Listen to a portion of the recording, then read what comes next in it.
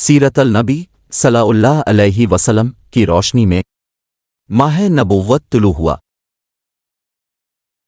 हज़रत इब्न अब्बास रज़ी अल्लाह अन्हु कहते हैं कि हुज़ूर नबी करीम सल्लल्लाहु अलैहि वसल्लम इस दुनिया में तशरीफ़ लाए तो आपकी आनविल नाल कटी हुई थी। आनविल नाल को बच्चे पैदा होने के बाद दाया काटती है। आप खतना शदा पैदा हुए। अब्दुल मुत्तलिब ये देखकर बेहद हैरान हुए और खुश भी। वो कहा करते थे, मेरा बेटा निराली शान का होगा। आपकी पैदाइश से पहले मकवा के लोग खुश्क साली और कहत का शिकार थे, लेकिन जूं ही आपकी दुनिया में तशरीफ लाने का वक्त करीब आया, बारिशें शुरू हो गईं, खुश्क साली दूर हो गई, दरख्त हरे भरे हो गए और फलों से लिद गए, जमीन पर सब्जा ही सब्जा नजर आने लगा। पैदाइश के वक्त आप अपने हाथों पर झुके हुए थे, सर आसमान की तरफ था। एक रवायत के अल्फाज ये हैं कि घुटनों के बिल झुके हुए थे, मतलब ये कि सजदे की सी हालत में थे।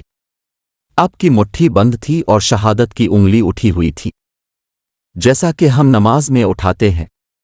हुजूर अनवर सल्लल्लाहु अलैहि वसल्लम फरमाते हैं, जब मेरी वालिदा ने मुझे जन्म दिया तो उनसे एक नूर निकला। इस नूर से शाम के महल्लात जगमगा उठे। अब सल्लल्लाहु अलैहि वसल्लम की वालिदा सैयदा आमना फरमाती हैं, मोहम्मद सल्लल्लाहु अलैहि वसल्लम की पैदाइश के वक्त जाहिर होने वाले नूर की रोशनी में मुझे बसरी में चलने वाले ऊँटों की गर्दनें तक नजर आईं। अल्लामा सेली रहमाउल्लाह ने लिखा है कि जब आप पैदा हुए तो आपने अल्लाह की तारीफ की।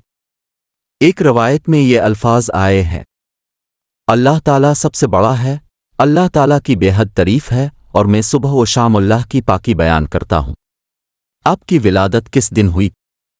इस बात पर सबका इत्तेफाक है कि वो पीर का दिन था।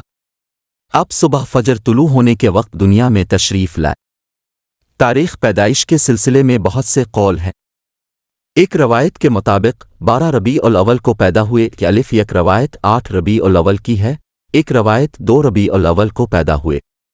इस सिलसिले में और भी बहुत सी रवायात हैं।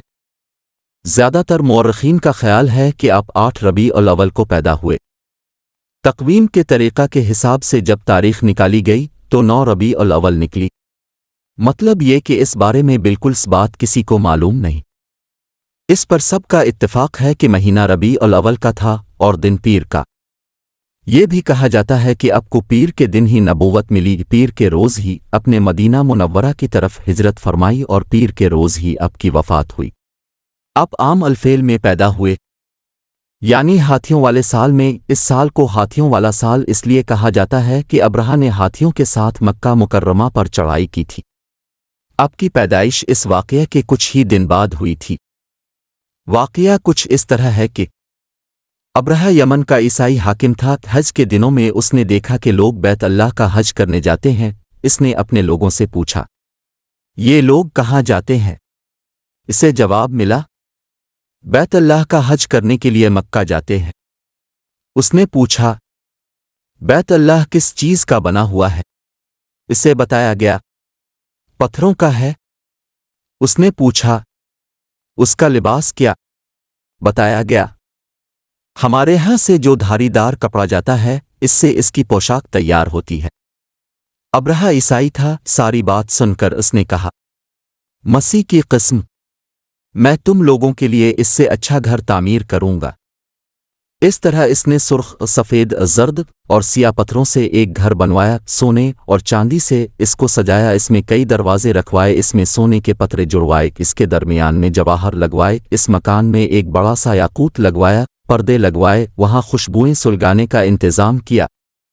इसकी दीवारों पर इस कदर मुश्क मिला जाता था कि वो सिया रंग की हो गईं, यहां तक कि जवाहर भी नजर नहीं आते थे।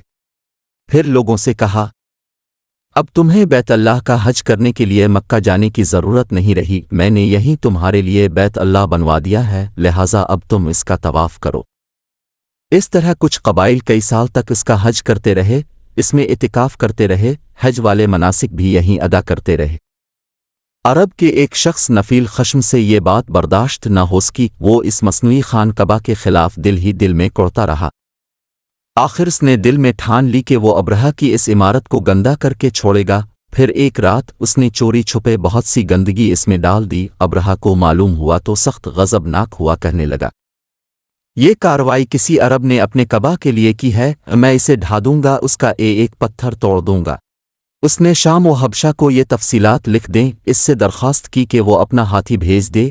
اس ہاتھی کا نام محمود تھا، یہ اس قدر بڑا تھا کہ اتنا بڑا ہاتھی روئے زمین پر دیکھنے میں نہیں آیا تھا۔ جب ہاتھی اس کے پاس پہنچ گیا تو وہ اپنی فوج لے کر نکلا اور مکہ کا رخ کیا۔ یہ لشکر جب مکہ کے قرب و جوار میں پہنچا تو ابرہہ نے فوج کو حکم دیا کہ ان لوگوں کے جانور لوٹ لیے جائیں۔ اس کے حکم پر فوجیوں نے جانور پکڑ لیے، ان میں عبد المطلب کے اونٹ بھی تھے۔ نفیل بھی اس لشکر میں ابرہہ کے ساتھ موجود تھا اور یہ عبد المطلب کا دوست تھا۔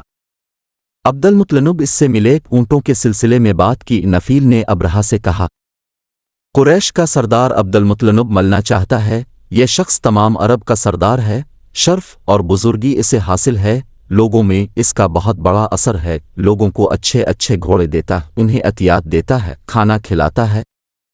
یہ گویا عبد المطلب کا تعارف تھا۔ ابرہہ نے انہیں ملاقات کے لیے بلا لیا۔ ابرہہ نے ان سے پوچھا، بتائیے آپ کیا چاہتے ہیں؟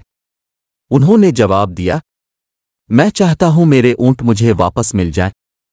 ان کی بات سن کر ابرہہ بہت حیران ہوا۔ اس نے کہا، مجھے تو بتایا گیا تھا کہ آپ عرب کے سردار ہے، بہت عزت اور بزرگی کے مالک ہیں، لیکن لگتا ہے مجھ سے غلط بیانی کی گئی ہے، کیونکہ میرا خیال تھا آپ مجھ سے بیت اللہ کے بارے میں بات کریں گے، جس کو میں گرانے آیا ہوں اور جس کے ساتھ اب سب کی عزت وابستہ ہے، لیکن اپنے تو سرے سے اس کی بات ہی نہیں کی اور اپنے اونٹوں کا رونا لے کر بیٹھ گئے۔ یہ کیا بات ہوئی؟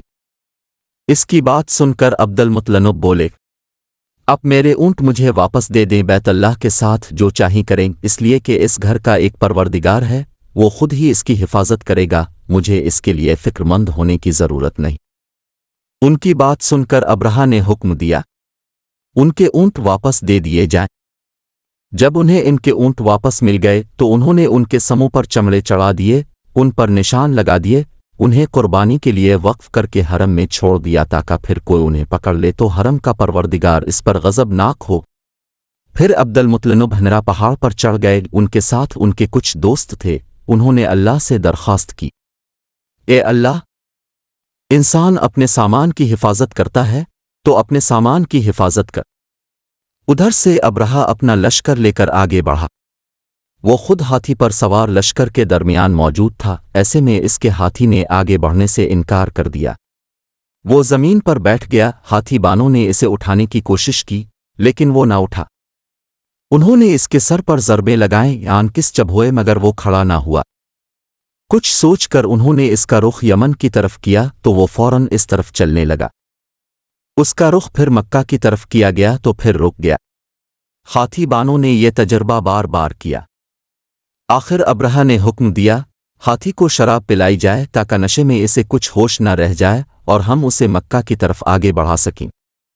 چنانچہ اسے شراب پلائی گئی لیکن اس پر اس کا بھی اثر نہ ہوا۔